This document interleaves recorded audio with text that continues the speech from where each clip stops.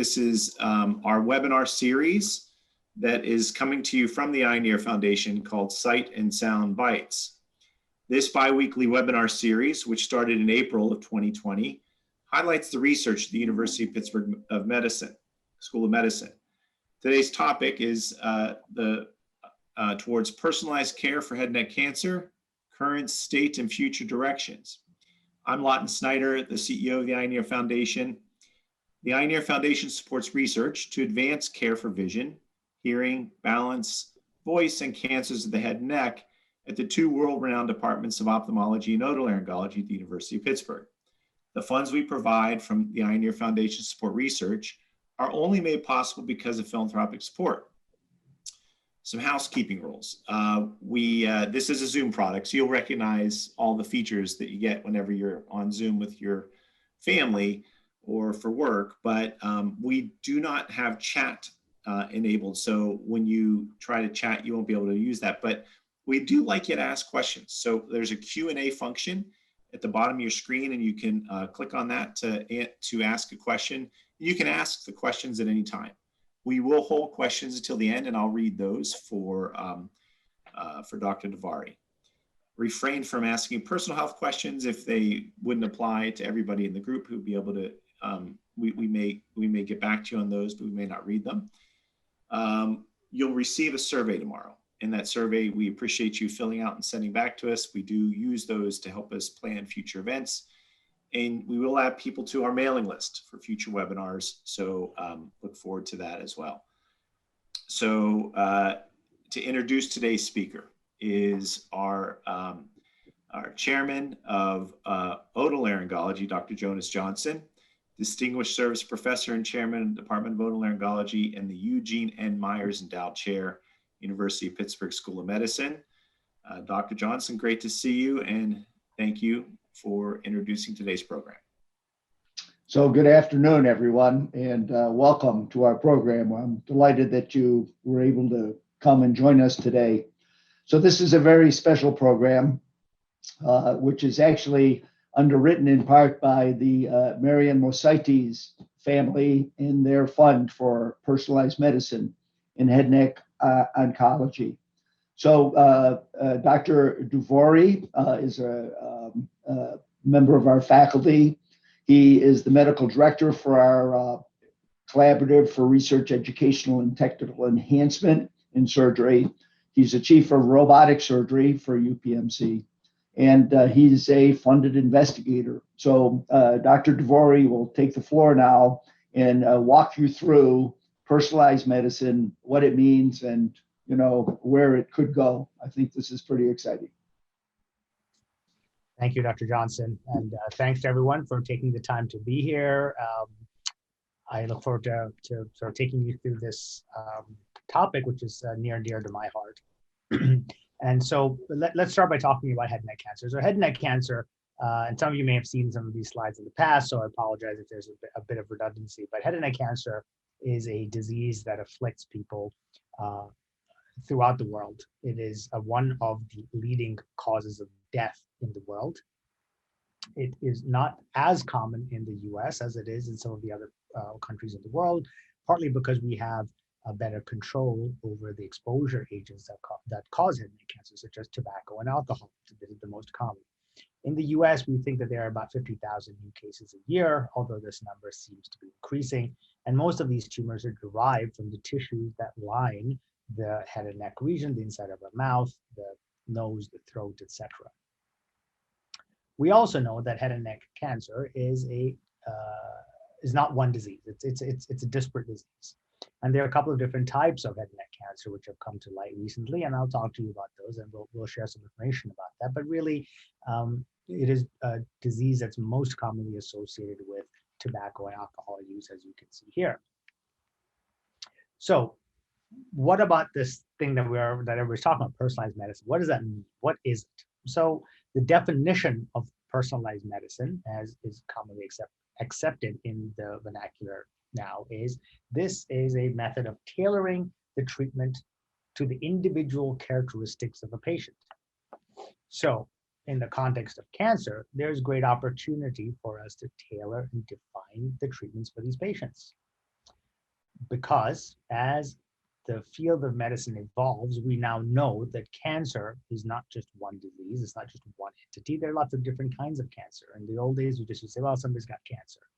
But now we know that there are different types of cancer. There's lung cancer, there's colon cancer, and each of these cancers behave differently. They're caused by different things, and they respond in a different way to treatment. And so head and neck cancer also is a general term, which is now being refined more and more as we learn more about the disease. I like to say that the treatment of cancer, especially head and neck cancer, is a three-legged stool. So we have what we call the triangle of therapies. That is surgery. You basically remove the tumor with surgical techniques. You effectively, pardon the vernacular, you cut it out. You cut out the tumor. You can also treat these patients with chemotherapy, which is used to attempt to cure the tumor in a non-surgical way. And finally, we treat these patients sometimes with radiotherapy. So irradiation or radiotherapy is another modality that's used to, treat these patients. And for many head and neck cancer patients, they require all three modalities. It's a tri-modality. So they may have surgery first and then chemotherapy with radiation therapy. And in general, for most patients with head and neck cancers, which is derived from this squamous mucosa, chemotherapy in and of itself doesn't work. So surgery and radiation remain the mainstays of treatment for these patients. Now, the problem is that the responses to the treatment are variable. And so not every patient that gets a particular type of treatment is able to enjoy the same type of response. In other words, some people get cured and some people don't, and we don't really understand why that happens. So the promise of personalized therapy or personalized treatment is that we will be able to theoretically find a magic bullet, right? Find a particular Achilles heel for some of these tumors. And then if you could target that Achilles heel, you'd be able to cure these patients without having to give broad spectrum therapy. Because as you can imagine, surgery is a morbid procedure. It's going to cause pain. You get a scar. You can't have surgery without a cut, and without a cut, you get a scar.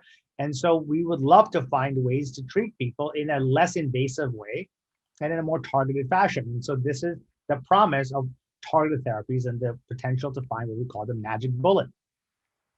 Now we know that, again, cancers are subclassified these days. It's not just head and neck cancer, there are different types.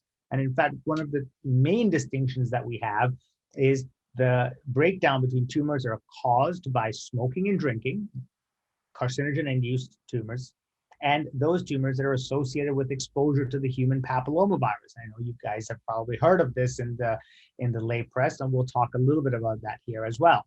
So you've got tumors that are driven by this human papillomavirus, HPV. We have now vaccines for it, etc. And we have other tumors that are driven by smoking and drinking. And these tumors are characterized by different genomic and phenotypic profiles, which means that their genome is different, their genes are different in these different types of tumors, and they behave differently to treatment. And we'll talk a little bit about that. So talking about human papillomavirus-associated cancers, because this is really important currently, this is one of the leading causes of cancer in America, and it has overtaken cervical cancer, in fact, as the leading virally associated cancer. We can see from these graphs that the oropharyngeal cancers associated with the human papillomavirus, which are shown in blue, are sort of crossing. They're getting bigger. It's growing, as opposed to other tumors that are decreasing. So this, for example, is a line that shows cervical cancer in women. And as we get better methods like pap smears and vaccinations, etc., the cervical cancer rates are actually decreasing. Unfortunately, the HPV-associated cancer rates are increasing, both in men dramatically, somewhat in women, and here is the total. So continues to increase over time. What's also true is that people that have human papillomavirus-associated cancers enjoy really good survival. In other words, we're able to treat these patients for these cancers and keep them alive. And so here you can see the prevalence and the incidence of this disease, and you can see how from 1980 to 2010, the number of people that have this disease keeps going up. and the median age of diagnosis for these kind of cancers is decreasing. So they're getting, patients are younger and younger. But also what's very interesting is that there's an 18-fold increase in the frequency of 5-year survivors between, the 1980s to the 2010s. What this means is that more people are alive after being treated for this cancer. So now we're very interested in trying to figure out, well, what is the quality of life for these long-term survivors? It's not enough just to say, well, I've survived the cancer. It's not as useful to have longevity of life if you don't have good quality of life, if you can't eat, if you can't swallow, if you can't enjoy working or spending time with the family, etc. So quality of life is so very important for these patients. And this is why, as we move towards personalizing the care for these patients, we want to make sure that not only we're keeping people alive longer, but that we're keeping people alive with a better quality of life. And Dr. Johnson has really led the way in this with the survivorship clinic, which seeks to optimize quality of life for these patients. Now, remember we talked about this idea of targeted therapy and trying to de-escalate and trying to treat these patients better to have a better quality of life. So these tumors are driven by certain molecules that promote tumor cells to grow. And one of these molecules is called EGFR, the epidermal growth factor receptor. And EGFR was thought to be a very, very important driver of cancers based on a lot of work that happened in the laboratory. And so companies came out with molecules that could now target this EGFR. And one of these molecules is called cetuximab, shown here. So in an effort to try to improve the quality of life for these patients, because we thought, well, look, these HPV positive cancer patients seem to survive. They have an 18-fold increase in survival over 5 years. So geez, let's try to de-escalate therapy for these patients. A huge study was done where we compared patients with oropharyngeal cancer treated with radiation, which we know works for them, in combination with either cetuximab, which is a targeted therapy trying to personalize the care for these patients, or standard chemotherapy called cisplatin. And cisplatin is a standard toxic chemotherapy, makes people feel not so good, sometimes causes problems like kidney failure and other things that we can find with chemotherapy. And so we wanted to see whether cetuximab could be given to these patients in an effort to avoid the toxicity of chemotherapy. So the hypothesis here was that patients treated with cisplatin would have the same survival as those treated with cisplatin, but would have better quality of life. They would have less complications. They would have less side effects. They would not be admitted to the hospital as much, etc. And so there were 2 studies that were done on this, one in North America, led by Maura Gillison, and this is the data that I'm showing. It was funded through a trial called the RTOG, Radiation Therapy Oncology Group 1016. Another was run by our colleague Hisham Mahana, based in UK, looking at the European cohort. And so what was really interesting is after randomizing, taking almost 1,000 patients and breaking them in and trying to breaking them out into these groups and then giving them these treatments, what came out was something really shocking. What came out was that people that were treated with cisplatin and radiation, that is this blue line, had a much better survival than those patients treated with cetuximab. So not only did these patients not have a change in their quality of life, which I'm not showing here, but that was the data that was seen, the people actually died more when they were treated with this targeted therapy. So this was a failure of our attempt to personalize the therapy for these patients. And it was such a failure, in fact, that they stopped the trial early and they said, we shouldn't keep going with this. This is not right. This is unethical. And they halted the trial, published the data, and we now no longer use cetuximab for these patients by and large. Now, another way of attempting to de-escalate therapy for these patients would be to perform surgery. So if the cetuximab thing didn't work, well, people said, well, maybe there's a way that we could use surgery to reduce the toxicity for these patients. And this is where robotic surgery came into the field. And I'm not going to spend too much time on it. Just wanted to introduce to you guys this concept that we can use surgical robots. We can put them into the mouth and we can tackle these tumors. And here's a brief video of a patient that has a tumor in the back of the throat. This is a breathing tube. This is the back of the tongue. And we now use these surgical robots with these instruments, using a cautery, for example, to basically resect these tumors. We cut these tumors out. and we make sure that we remove it completely. And then that also leads to an attempt to reduce the treatment for these patients, because if you can remove these tumors completely, well, we think that we would have helped these patients. And so this is an example of removing one such tumor through the mouth in an attempt to reduce the toxicity profile for these patients. Sorry. So what we have now is this concept called surgical de-intensification. So can we do surgery to take out the tumor, and then based on the pathology, appropriately treat these patients so that we're not giving them all three legs of that three-legged stool: surgery, chemo, and radiation? Can we avoid one of them or more than one? So the concepts have now been put into action. So this is the schema that we have of this concept called surgical de-intensification. Patients with tumors or pharyngeal tumors, usually caused by the human papillomavirus, undergo surgery. Once they have surgery, if they are deemed to be low risk based on the pathology, they get nothing else. They just get observed. So just surgery, no chemo, no radiation, nothing else. And that should be pretty good. If patients have some risk factors, maybe they have some lymph nodes that have popped up, or we didn't get out as big of a margin of the tumor as we would like. So margins, this is a concept that we have, that tumors are sort of like weeds and they have roots. So if you just pluck the top of the weed off, well, it'll grow back. So what you want to do is to remove the weed with the roots. So you need to take out some of the normal soil around the tumor. That's called a margin. But if you didn't get enough of a margin because the tumor was in a critical place or you just didn't know, well, maybe these people could be treated with some kind of therapy afterwards, which we call adjuvant therapy. But maybe they don't need chemo and radiation, they're just adjuvant. And then there's another cohort of patients who would have high risk features, where the tumor was maybe very infiltrated, very sort of, creepy crawly, for lack of a better word. Maybe they have a lot of lymph nodes that the tumor has spread to. Maybe they have other bad features, and these patients would then get adjuvant therapy with chemo and radiation. And so several trials are ongoing or have recently been completed, including one called ECOG 3311. This is the Eastern Cooperative Oncology Group.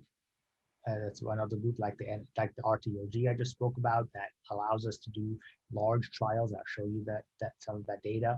My colleague Christian Simon in Lausanne in Switzerland has started a trial called Best Of, where he's trying to determine whether radiation and chemo or surgery, or which one's better, and it's called the Best Of trial.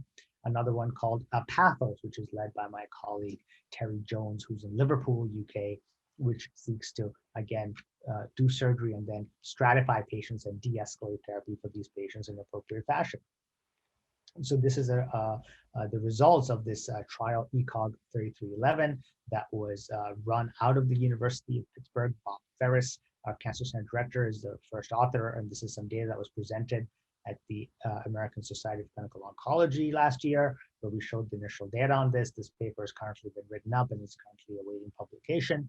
But basically what this trial did, this is a huge trial looking at over 500 patients over many, many different university hospital centers throughout the country. And what happened, the way that this trial was set up was that we took patients that had small volume disease, so early stage disease, so T1, T2, this is the tumor stage, 1 and 2 are early, 3 and 4 are advanced. So we didn't do advanced patients that way, we did earlier patients with small lymph nodes in the neck. They all had surgery. And then after they had surgery, those that had low risk features would be observed. Those that had high risk features would get chemotherapy and radiation therapy. Those that were intermediate, like I talked about before, maybe close margins, maybe a couple of lymph nodes positive, etc. Well, those patients got randomized. They got a coin flip, and we decided either to give them radiation with the standard dose, which is called 60 gray, or de-escalate radiation to 50 gray. And this was really the experimental arm. This is the question that was being asked in this particular study. Now, surprisingly, what we found, I shouldn't say surprisingly, but interestingly, what we found is that patients that were in that sort of arm A that were just observed, they had a 94% survival. Really good. Okay, only 6% of people failed. Those that were in arm B or C, so that de-escalated radiation treatment after surgery, all of those people had pretty good survival as well, 95 to 96%. And those that were in arm D, those that had bad features, multiple lymph nodes, maybe these infiltrative tumors, they had worse survival, 90%, even though they got surgery, chemotherapy, and radiation. Okay, so this tells us that just throwing the kitchen sink at people that have these advanced tumors is not going to work. It's not really getting this 90% up to 94% or 95%. And even those people that seemingly have small volume disease that would do well, they still do have a 5 to 6% rate of failure. So there is a finite failure rate associated with treatment in these patients, and we don't really understand why that happens. Okay, so this is what we're trying to move forward to in the next phase of our investigations in the context of this disease. So the question is, what is it about those patients that fail treatment, whether it's surgery alone, surgery and radiotherapy, or surgery and chemoradiotherapy? Why do these people fail? What is the biological underpinning of that? And that's what we're trying to really figure out. So we asked the question, can we use next generation sequencing, this is genomic sequencing, to evaluate the people who are poor responders so that we can identify differences between these patients and try to figure out how to maybe target them better, right? So the cetuximab thing didn't work because we just thought it was EGFR. Well, maybe we were wrong. Maybe it's not EGFR. Maybe there's other stuff happening here that we need to think about. So this was a collaboration that I undertook with a dear colleague of mine, Dr. Eddie Mendez, who's shown here in the bottom left-hand corner to the left of the picture, and his resident, Alex Harbison. Alex is now a trainee. He finished at the University of Washington. Eddie and Alex were both at the University of Washington. Unfortunately, about 2 years ago, Dr. Mendez succumbed to liver cancer, and he himself died from liver cancer. So this work was completed posthumously, but we continue on this endeavor in honor of Eddie's legacy. So Alex has really done the yeoman's work in this, yeomanship the work for this particular project. But what we did is we collaborated across the coast from Pittsburgh to Seattle. We identified a cohort of patients who had HPV positive cancer, who were all early stage. And then we identified those 5% of people that failed. So you can imagine we had to do a lot of work, find 100 patients to find 5 that failed. So we needed large numbers to identify these people that didn't do well. What we did, we identified cohorts of patients, and then we painstakingly tracked down their tissues. So we identified the tissues from the initial biopsy, and if they failed, when they had a biopsy to document the recurrence or the failure, we got that tissue as well. And then we were able to do sequencing on these paired specimens. So we identified a cohort of patients who never failed, which are shown here, non-recurrent is what we call them. Then we identified a cohort of patients who did fail.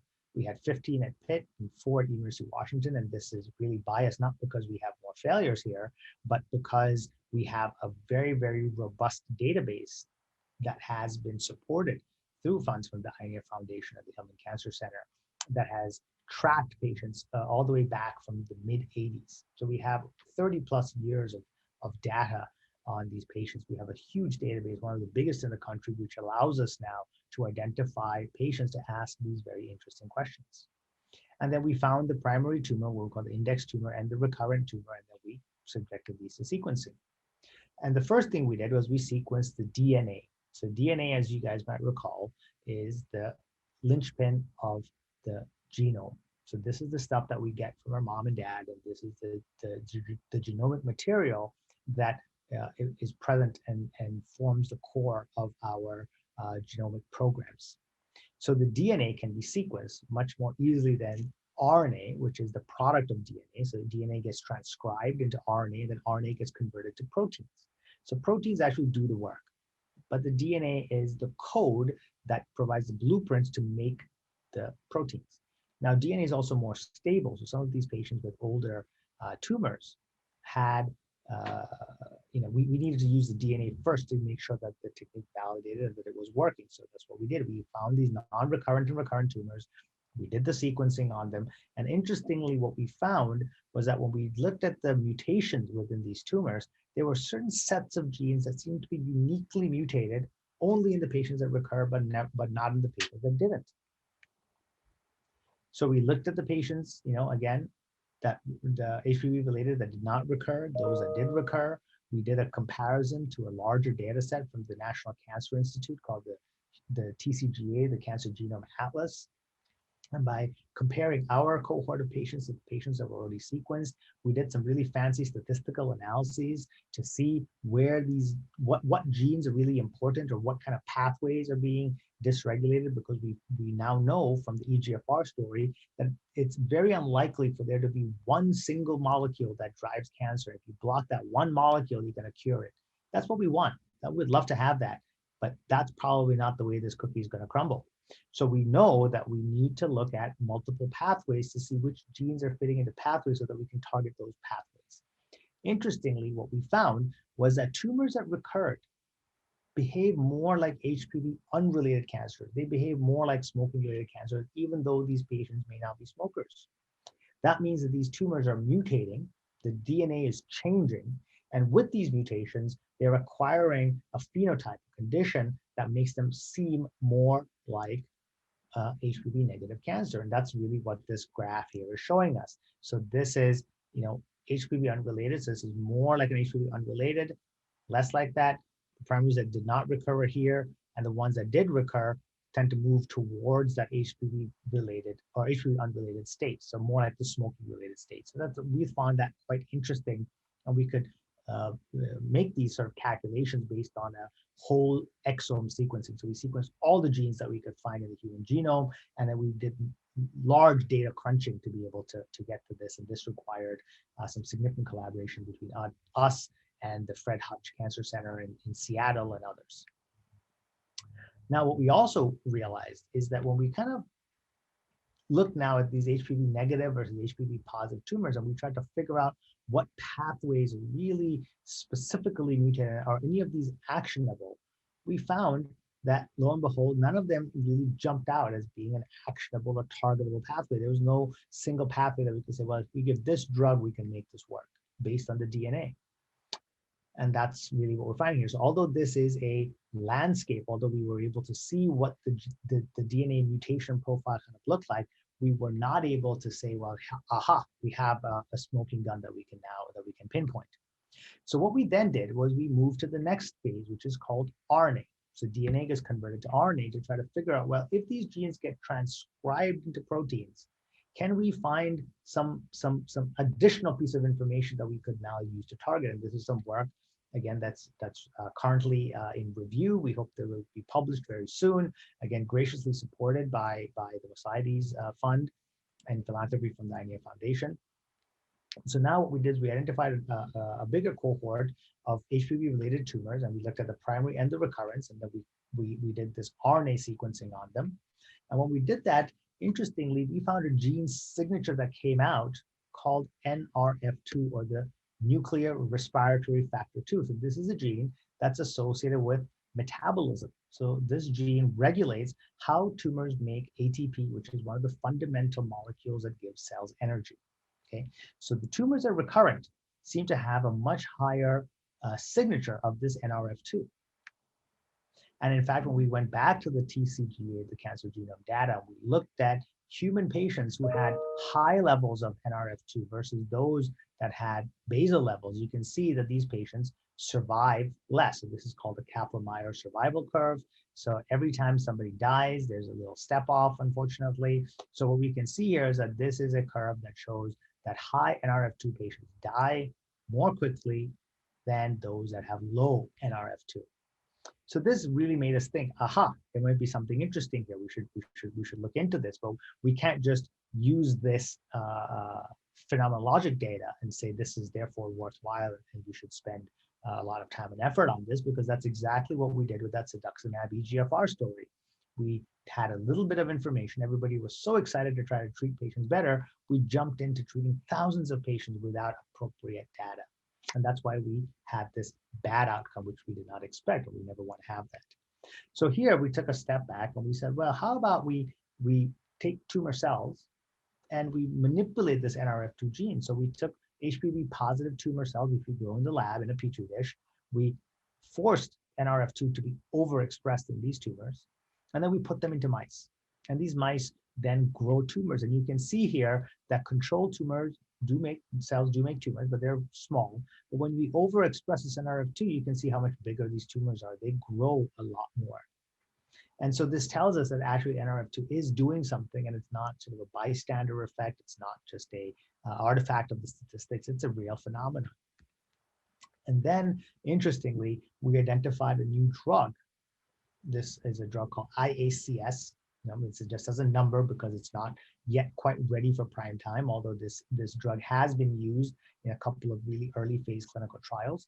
It is essentially similar to metformin, which is used to treat diabetes. And so it was very exciting that we could repurpose or use a drug to potentially treat these tumors. And so what we find here is that tumors that have high levels of NRF2 actually die more quickly or die at a lower concentration of 1.6 nanomolar as opposed to almost 9. So fourfold more death at the same concentration of these drugs. So we think that this drug is going to be useful, and we're moving this forward to do more animal experiments to validate this before we take this into humans.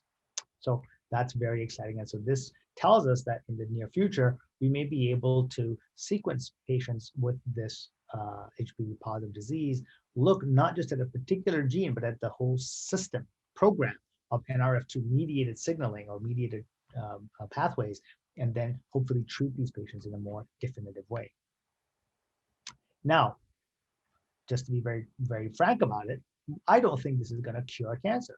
I think this may help a certain percentage of people that have high NRF2, we hope. We need to do the studies, but it's unlikely to, and a bit naive for us to think, well, this is going to fix everybody. It's probably not. But in fact, when you look at patients with HPV positive versus HPV negative disease, when patients recur, when tumors come back, if you have HPV positive disease, you actually still do better. You live longer than those that have HPV negative disease that recurs. So these are the smokers and these are the non-smokers, if you want to think of it that way. So HPV negative disease has a much worse median survival time, only 6 months after recurrence. It's a devastating disease. And this is some data from Ethan and Juris, who used to be one of our faculty members here. And so what we know is that these people have a really bad prognosis. Now, one thing that we also know is that many times patients with this bad prognosis, who have these sort of advanced tumors, these tumors seem to escape the body's own checkpoints, regulatory points that prevent tumors from growing. Not to scare anybody, but the reality is that all of us are making thousands of cancer cells in our body a day. It just happens by statistics and by probability. However, when these cancer cells form, before they actually turn into a true cancer, the body's immune system kills them. And it does it through these things called CD8 T cells. Okay, so these are T cells, that white blood cells that go and they kill cancer cells, I should say. Now, when tumors form and they become a tumor mass, we know that these tumors start expressing molecules on their surface. Like here we put this one here called PDL1, programmed death ligand 1. And when these tumors express PDL1, they inactivate, they bind to this thing called PD1. This was programmed death receptor 1 on the T cell. And when these two things touch, this signal comes off into the T cell, and these T cells basically die, or they stop working. They become anergic. Now, this is a normal checkpoint in the body. The body needs to have checks and balances. Otherwise, if your immune system goes haywire, well, you can get things like lupus, you can get things like rheumatoid arthritis, you can get multiple sclerosis. These are all conditions where the body's own immune system is fighting the body. And so the body doesn't want that. It has to balance these checkpoints. And so these are normal and they're healthy, should be there, but in the context of cancer, they become dysregulated. So Jim Allison, who is a very famous scientist at MD Anderson Cancer Center, recently won the Nobel Prize last year, not this year, but the year before, for discovering this pathway and for coming up with drugs that can block this PD1, PDL1 interaction. Here are some of the drugs: nivolumab, pembrolizumab, which block the anti-PD1 part of this arm, and others like avelumab or durvalumab, etc., that block the PDL1 part, so they block the tumor cell part. Either way, it's a lock and key. Either you block the lock or you block the key, but as long as the lock and key don't fit, we should be able to get some significant responses. And in fact, this is what we are seeing. And again, another beautiful piece of work from Dr. Ferris, who published this in the New England Journal a couple of years ago, showing that patients who had already recurrent metastatic tumors that were heavily pretreated, had failed surgery, failed chemotherapy, failed radiation, maybe failed another round of chemotherapy with different agents, who were just not doing well. When we gave them this nivolumab, a certain percentage of them were alive up to 16 months, a year and a half, 18 months after treatment. So this is what we call a tail on the curve. And this is remarkable because almost nobody lives for this long after having recurrent metastatic disease that's been previously treated. So this was very exciting. And this tail on the curve is really what got everybody excited about this idea that you can use immune therapies now to treat patients. However, if you look at the percentage of patients that actually have this, you come across here, you can see it's only about 20 to 30%, right? And if you look at progression-free survival, those people in whom the tumor never progressed, it's even less. It's only about 10%, right? It's a good 10%. If you're in that 10%, it's great. But who are the people that will fall into that 10% versus who are the people that will fall into 90%? Can we use these drugs in a more rational way so that we give the therapy and get the benefit from it without having all the downsides of it? So that's really important, and that's really what we're moving on. And or how can we make this 10% higher? What if we could get this 10% to be 20% or 30%? That would be a huge benefit as well. So this is where personalized medicine is going in the near future. And so while there is a cohort of patients who do very well with this therapy, there's also a large percentage of patients who do not do well. And that's why you can either be a glass half full or glass half empty, right? So this is one of my favorite cartoons that I always always gives me a bit of a chuckle. So again, going back to this idea of okay, well, we know HPV positive cancers are pretty good. They're in terms of survival. We know we think we have some targets to go forward there. My lab sort of switched gears and started asking the question about these HPV negative cancers, which tend to be more lethal and tend to kill people. So we know that these tumors are driven by many genomic events that characterize HPV negative disease.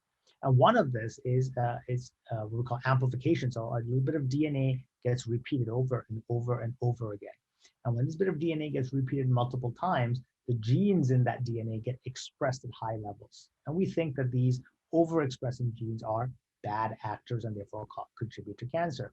And one of the genes that we've been very interested in my laboratory for the better part of a decade now is this molecule called TMEM16A. And I'm not going to go into the details of it to bore you guys with the very basic science of it, but suffice it to say that this is a molecule that is very important in neuroscience.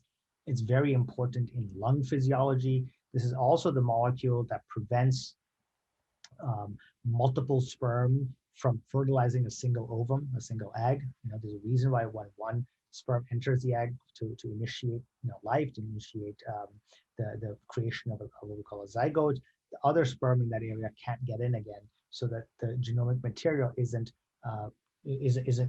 duplicated or triplicated or quadruplicated and cause real bad problems. So this channel plays a lot of interesting and important roles in fundamental biology, but surprisingly, it's overexpressed in cancers, especially head and neck cancers, and we didn't know why. We were very curious about why this would be.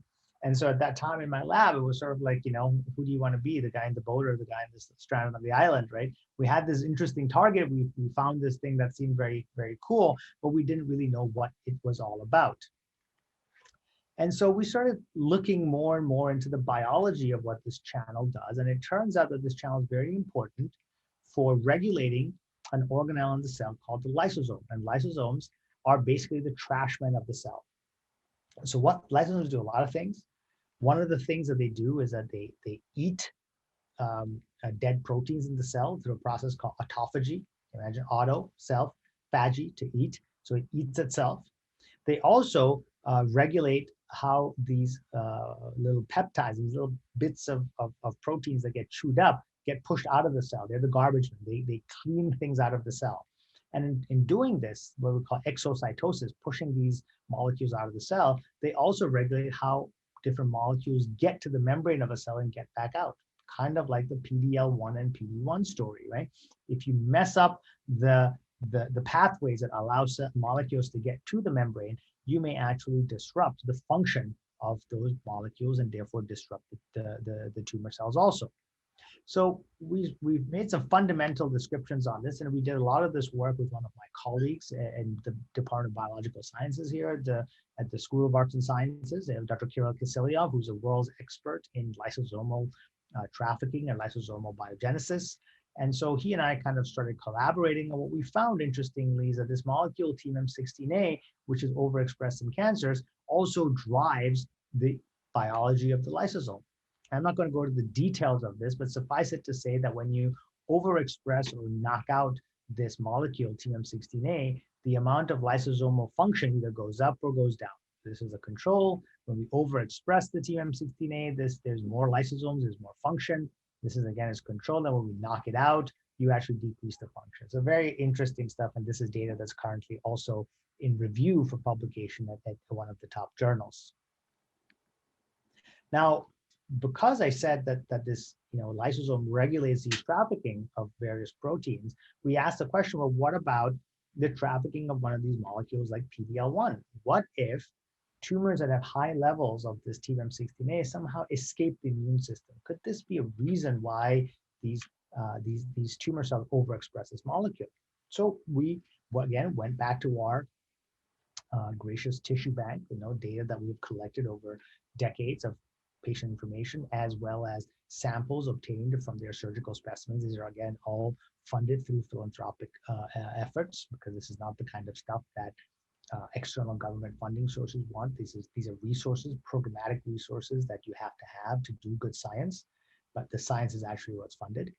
And so what we did was we went back to the tissue bank, pulled out these specimens, and then we stained them for this molecule TMM16A, and we found certain tumors that were lower and certain tumors that were higher of this. And it turns out that when you look at tumors that have high expression of TMM16A, they uniformly have lower expression of this CD8 T cells. Again, these are the T cells that kill cancers. So high TMM expressing tumors somehow have formed a way to form a shield, if you want to think of it that way, and they keep the immune cells away from it. They push them out so that the immune cells don't get into the tumor to kill the tumor. Fascinating. So we thought that was fascinating. And in fact, this correlates with outcomes to patients treated with this anti-PD-1 therapy. And we even showed that. I don't think I have that data here, but we did find that this regulates the outcome of patients with head and neck cancer treated with PD-1 therapy. Interestingly, what we also then showed is that this was not just a phenomenon, but that it was actually real, and that we digged into the mechanism of this a little bit. So we took some head and neck cancer cells, and we used this genetic technology called CRISPR, which you may or may not have heard of. CRISPR is a way that you can actually knock out genes in a cell. And this comes from some very fascinating biological observations of how bacteria actually prevent themselves from undergoing infection with viruses called bacteriophages. And so bacteria like staph, for example, you guys may have heard of Staph aureus, a very common bacterium. Staph aureus makes a molecule called Cas9 that literally chews up the nucleic acids in viruses. And so some very smart scientists, Jennifer Doudna and Feng Zhang, identified that if you could capture this Cas9 and you could target it to a specific portion of the DNA, it would chop up the DNA, it would cut it up like molecular scissors, and you would knock out that gene, disrupt that gene. And so that's what we did. We knocked out TMM16A in these cells, and this is what we mean. KO is knockout. NT is non-targeting, so you use a version of Cas9 that is inactive so that it can't do its job as a control. And then what we were also able to do was rescue the expression of TMM16A, putting the gene back into the cell, again with sort of viral CRISPR-based technologies. So we could now really cleanly show that when you knocked out this molecule TMM16A, the PD-L1 expression went up. Not tremendously, but by about 2 to 3-fold.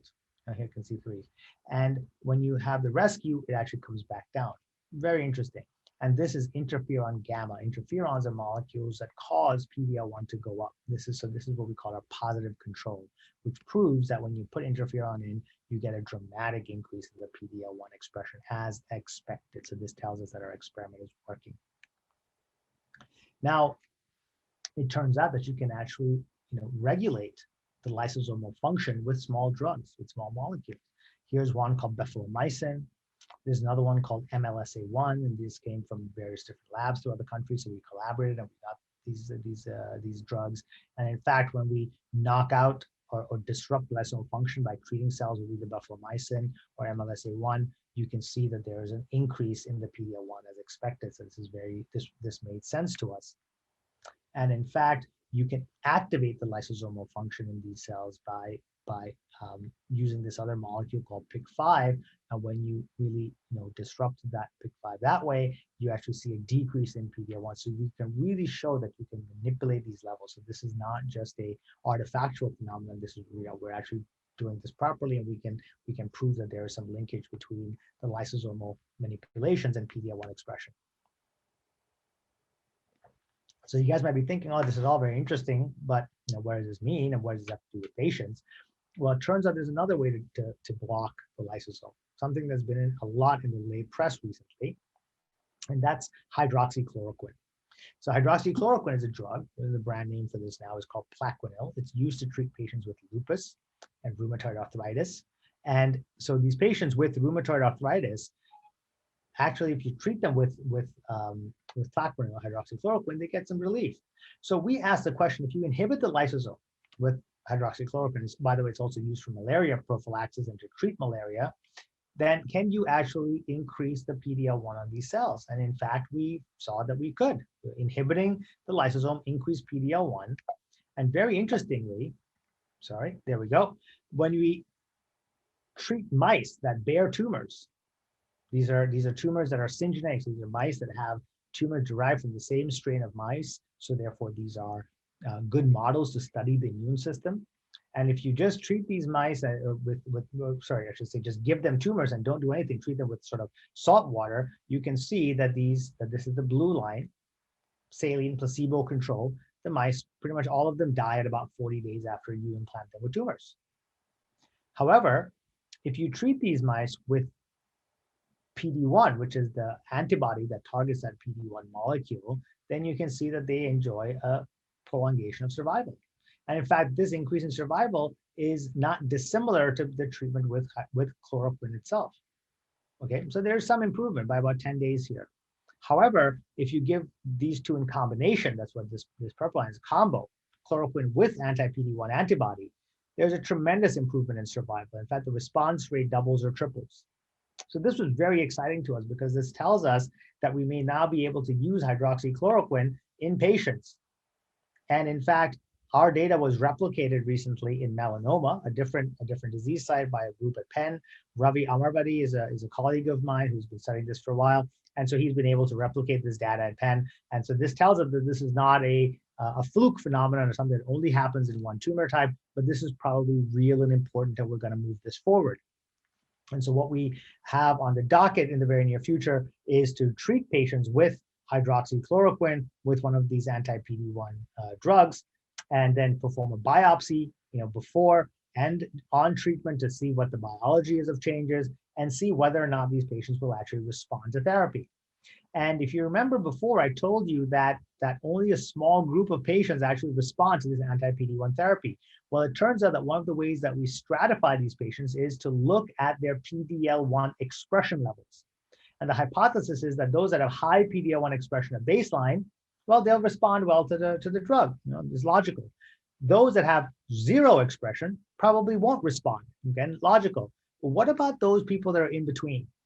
Right? Can we personalize therapy for those people that are in between so that you're not giving chloroquine or any drug to somebody who doesn't need it, but that you can really help those people? So in fact, that's what we're doing here. We're tailoring this trial. This is a personalized medicine trial because we're tailoring it to people that have this intermediate, what we call CPS, or combined positive score, of 1 to 19. So 0 means you don't have anything. Greater than 20 means it's high. But what about those people in between? That's who we're trying to focus this trial on. And this is now currently working its way through the mechanism. And we're actually raising funds to support this trial, which will only be 55 patients, just 2 patients a month is what we're thinking. So a very small pilot trial to figure out whether this makes sense, whether this works, so that we can then move it into a bigger phase trial in the future. But all of these trials require money, they require resources, and of course, we want to make sure that these combinations are safe in people. We don't want to give drugs to people that may be potentially harmful. Now, we know that plaquenil itself is used in millions of people in this country. We know the dosing is just an oral pill, very safe. We know PD-1 treatment by itself is very safe. We've done the trials on it. But what happens when you combine them? We don't quite know. And this is a common problem to lots of trials, lots of drugs. So instead of just going out and doing a study with 1,000 patients or 100 patients or whatever the case might be, at the University of Pittsburgh, we've refined and pushed forward this concept called the window of opportunity trials. And what this lets us do is treat patients with various drugs, but in a very short window, okay, just a couple of weeks. So you're not trying to cure people. You're just trying to figure out whether these drugs are safe and whether they actually do what they're supposed to do. If you're trying to block a particular molecule, does that molecule actually get blocked? If you're trying to prove that chloroquine increases PD-L1, then can you give that drug to the patient just for a couple of weeks and prove that the PD-L1 measurements went from point A to point B? Okay, very simple concept, but important because we need to do these tests in real live patients while being safe. So this is a very small thing, small window. However, what we also know is even these window trials, we have about a 10 to 20% exceptional response rates in these people, which you didn't plan to have these some massive response, but it turns out that it works. So here's a guy who had a tumor here delineated in pink. I hope you guys can see this. This was a big tumor in the front of his jaw. This is his lower jaw. We were going to make cuts all the way from here over to here and basically remove the front half of his jaw and do a reconstruction on this with my colleagues. And so this was a major operation. We put this chap, he was from Erie, on one of our window trials. And when he came to the operating room, this is all he had. He had a tiny little tumor. The tumor shrunk so much that by the time he got to the operating room, his wife said, Doc, the first dose that he got, his pain went away. We were able to take a trip to New York. This was several years ago, 4 years ago now. He's alive and well with a massive tumor that shrank by about 90%. So what we did then was we grabbed a little bit of this tumor and we sequenced it, and we found a molecule that was amplified in this particular patient. And maybe this amplification event, this particular gene that's altered, might be causing good responses in these people. And so this is now moving forward with the clinical trial to evaluate this, and the company is actually doing that. And we look forward to seeing the data from that. So again, another example of having precision medicine by seeing a phenomenon that we didn't expect, but by keeping our eyes and ears open, getting those tissues and doing the appropriate testing that needs to be done.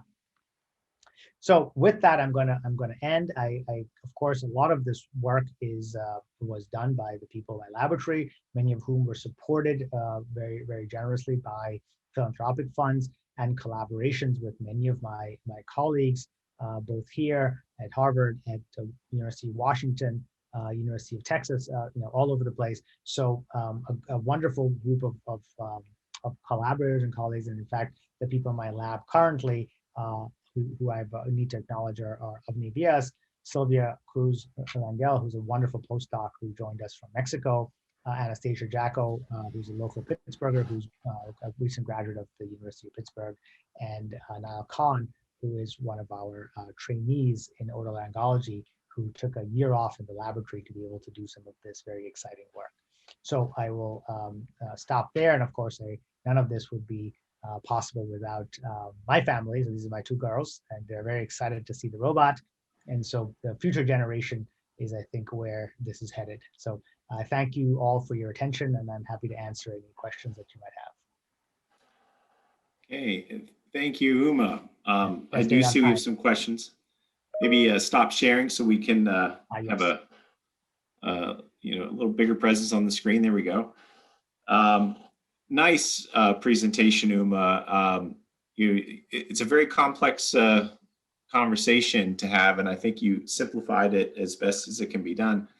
And I'm sure that there are many questions. There's a few that have already come in, but I'll start with a few because, you know, it's impressive to me how many different genes there are for every type of tumor that you can imagine. So in trying to tackle personalized medicine approaches to trying to treat the various different types of tumors, how daunting of a task are we going to be able to get to a point where there can be that many options available, you know, and just thinking about the time to develop, you know, drugs or other things to be able to create new treatments, or you know, will we have to look for things that are available already that already affect those, because obviously the information you're gathering is very valuable to know so you can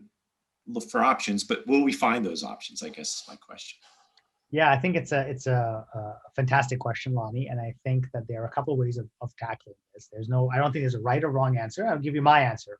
So my feeling is that, you know, the drug discovery pipeline, if you think about how long it takes to come up with a drug, validate it in, you know, mice or animals or cells, then move it into some various phases of trials, it's typically about 10 years. It's about a decade. And so my feeling is let's go for drugs that already exist that we can repurpose, things that we already know. That's why I showed you this picture of sort of metformin, that IACS molecules, what we call super metformin. It's just a small modification of metformin to make it more potent. The hydroxychloroquine, I mean, that's readily available now, right? We could do that trial today without too much need for funding, because you know, new drugs, they want to be patented. It's hard to get drug companies interested, et cetera, in some of these. But we need funds, of course, to study this carefully and properly to make sure that we're not hurting people, that we're moving this forward. So my philosophy is let's look for drugs that already exist so that we can move them forward quickly. And the other part of your question was, how do we, you know, think about all these different genes that we have, right? We have 30,000 genes in the human genome. Which one is important? I don't think it's going to be one. I think we thought it was going to be, we're going to find one, and we're going to hit that one, and it's going to be great. We're going to cure cancer. But now we know that doesn't make sense. So what the field is doing now, what we're moving towards, I would say, is thinking about pathways. Where all the different genes are mutated or amplified, or proteins that are expressed, whatever it is, and what kind of pathways do they focus on so that we can then hit a common pathway in a particular patient. So not a particular key for a particular lock necessarily, but rather what is the master key that can unlock several of these locks. If that makes sense. And that makes sense. And what are the key doorways where if you close that one particular doorway with one particular lock, then all of these, you know, cells that are growing can't get through, and therefore you can have a much better response. So that's the way the field is sort of thinking about it now. And of course, this requires big data. This requires artificial intelligence, machine learning, all of these, I would say sexy buzzwords that people use now, you know, in terms of science. But this is really exciting because we're positioned uniquely in Pittsburgh to collaborate with Carnegie Mellon and others to really push this forward. Well, I thank you. And as we were discussing that, another question has come in, and it looks like we answered one of these two, but we have two more questions on the board. I'll run by you. And please, folks, it's this time if you want to type in anything into the Q&A. We have a few minutes for Dr. Davari. Uma, what role do our genes play in determining who may get the HPV-related cancers? Is that also genetically predisposed? Yes. Well, we think that there must be some genetic predisposition because we see a very specific demographic that seems to be getting HPV-related cancers. It tends to be Caucasian males in the middle age. We don't see this as commonly in African Americans or in Latinx populations or Asian populations, even in the US. And so there must be some underpinning. We think it's related to some of the HLA types, the immune types that regulate how the body clears the cancer. But this is completely conjecture on my part. There is a lot of work being done to evaluate this. We do not have the answers right now. Okay, and maybe some of those answers may help people prevent understanding that, developing the cancers in the first place. I'm Exactly. assuming. Or have better screening, for example. If you knew, for example, if we know that there's a genetic syndrome for a colon cancer, we get those people to have colonoscopies earlier. Right. Right? Right. Maybe you could do something to prevent this from happening down the road. Regardless, as a public service announcement, I guess, make sure that all the young people who are eligible for the HPV vaccine get the vaccine. So since we have that. Okay, so have you looked into rapamycin or rapalogs like everolimus? Yeah. Or No, any thoughts on how everolimus. these might fly Yeah. in the So context of very, research? yeah, very interesting question. Very interesting question.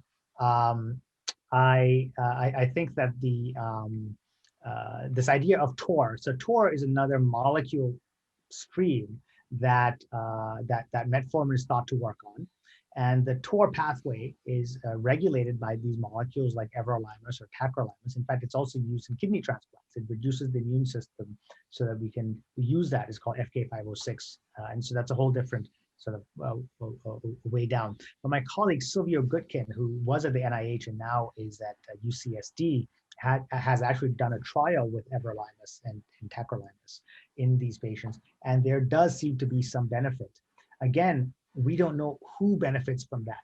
So that's what we're trying to get into. We see about a 10 or 15% effect, but who are that 15% and who's the 85%? I remember Gene Myers once, a patient asked him, well, doc, what's my chance of survival from something I can't, but it really stuck in my mind because he said to the patient, he said, when it comes to an individual patient, the only thing that matters, it's either 0 or 100%.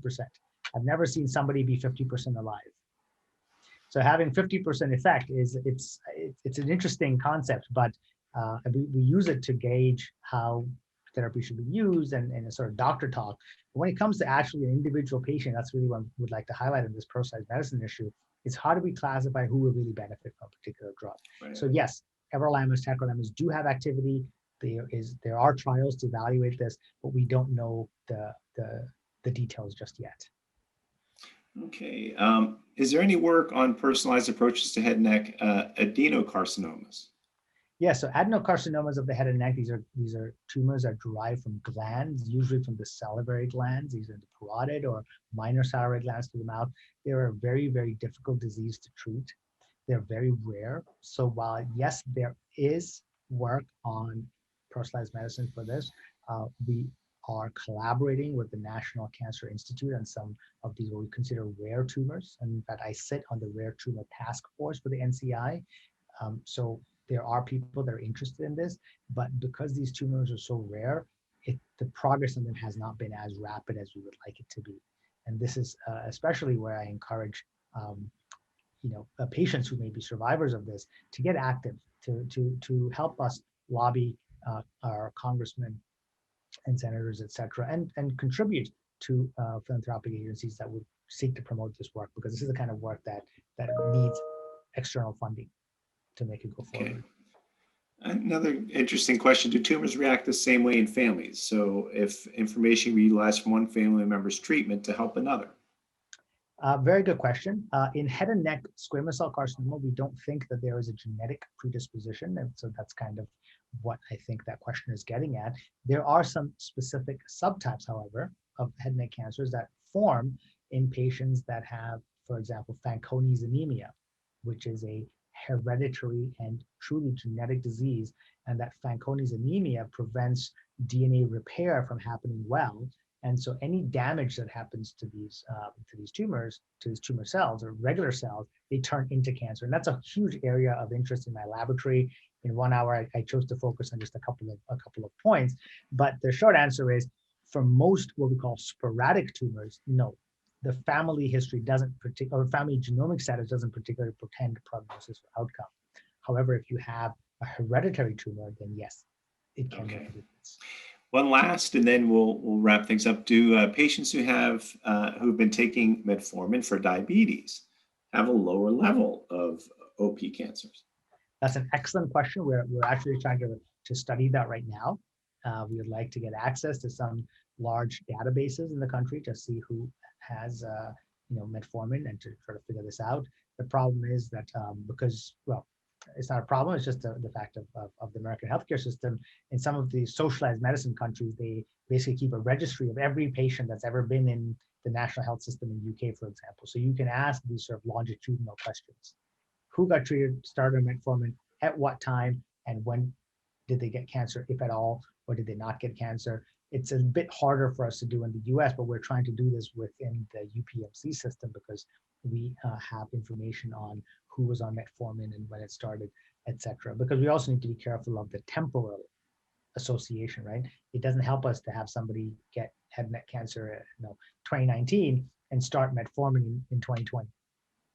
They may look like there's a increased incidence or not, but what we really need to know is when they started metformin and were they followed, and did those people then develop cancer or not? My suspicion is going to be that metformin is going to lead to a reduction in cancer incidence, but we don't know that yet. That's just my gut feeling. There have been some studies like this in colon cancer and others that have shown that being on NSAIDs, like aspirin, for example, reduces the incidence of colon cancer.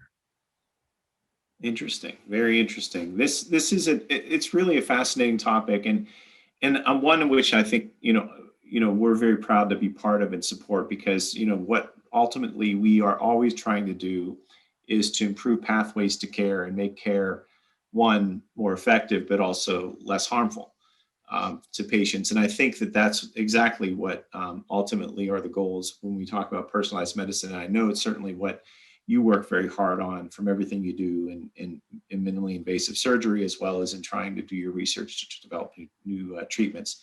So Dr. Davari, it's always a pleasure. And it was a very interesting presentation. So thank you very, very much. Thank you everybody who stayed on the call with us. And we look forward to having you next time as we continue our series as we do with the Sight and Sound Bites. Thank you, everybody. Thanks all. Have a good day. Bye-bye.